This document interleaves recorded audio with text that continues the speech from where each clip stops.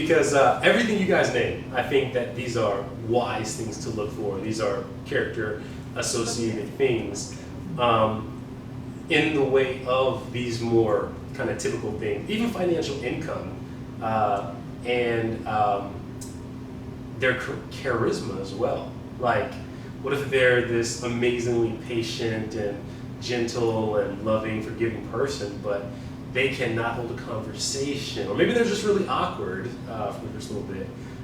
So where do you guys stand, and I'll do a quick recap in terms of attractiveness, body type, height, income, and charisma. How does that play in for you? Well, I think one thing that came to mind is that, just like you said, somebody can be kind, patient.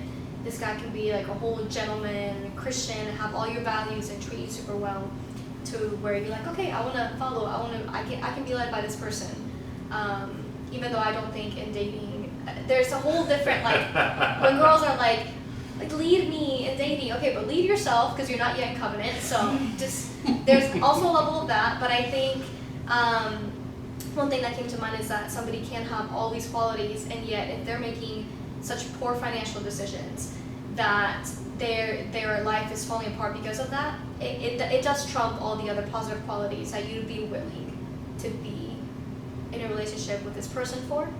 So I think just like anything, is there forward progress? Not do they make a certain amount of money, with whatever they're making, are they good stewards of it? Are they doing well with what they have? Because somebody can be working towards a career. They're not at the peak of their career at all. They might be struggling, but they handle their finances well. That gives you an insight into their character.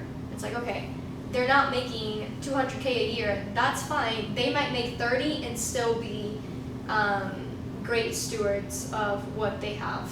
And that's somebody worth, that's not somebody who's going to bring you down and So if Nick went bald and he lost 5 inches of height and he dropped to 20K a year, would you still be with me? I love the darts that you're throwing. Well, the answer is yes. And I don't think that God, this is hot takes. When people are like, oh, I really like them, but like, I don't know if I'm attracted to them. Like, well, God's not going to give you someone that you're just not attracted to at all. Like, I don't think it's the most important thing. I also don't think that, like, I think that's part of it, and I think that's a good and beautiful thing to be attracted to someone. So I don't think people are like, oh, they have everything, I'm just not attracted. I mean, people have all kinds of different opinions on it. No right or wrong, but in my opinion, if you're not at all attracted to them, then I don't know. I mean, I don't know, give it a couple months, I don't know, but if you don't get to that point, then probably not the person for you, and that's okay. But yeah, I mean, physical things are not the first things. I do think they matter. It's to some extent. Like, I do think that, like, caring for your body, especially, I guess, within a context of marriage, caring for your body, caring for yourself and your appearance for the other person, I think that matters. I don't think it's the first thing, but the most important thing. But luckily, Nick is not 5'8", just shorter. No, I'm just kidding. He's not bald. He's not bald. I mean, you pick someone with all of their beautiful things and all of their flaws. And I didn't fall for someone who's 5 inches shorter, so I don't know what to tell you. Not my